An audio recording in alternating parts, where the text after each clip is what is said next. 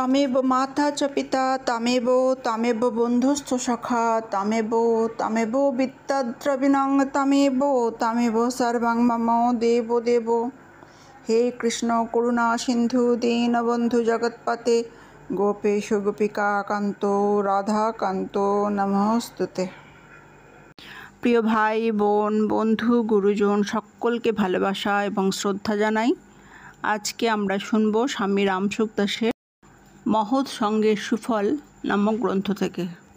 এই সংসার একটি তামাশার মতো, ভোজবাজির মতো। পর্দায় দেখা সিনেমায় যেমন কখনো যুদ্ধ কখনো শান্তি দেখায়, কখনো দেখায় যে আগুন লেগেছে, চারিদিকে হাহাকার পড়ে গিয়েছে, গ্রামের পর গ্রাম পুড়ে ছাই হয়ে গিয়েছে, কিন্তু সিনেমার পর্দা গরম হয়নি।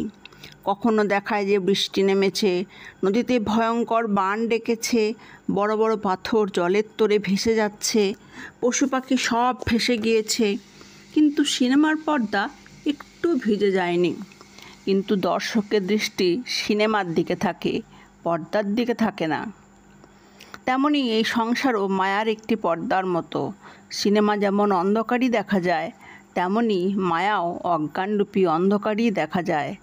সিনেমা হলে যদি সিনেমা চলাকালীন আলো জ্বেলে দেওয়া যায়, তাহলে আর সিনেমা দেখা যাবে না।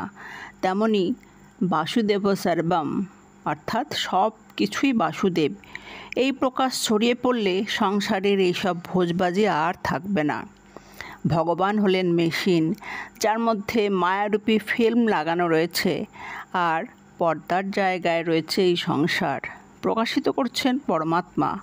এবার এই মায়াকে যদি সত্যি মনে করে এর দ্বারা আনন্দিত বা দুঃখিত হয়ে পড়েন, তাহলেই সমস্যা। তাই সাধুমহাত্মারা বলছেন, দেখো নিরপেক্ষ হয়ে তামাশা।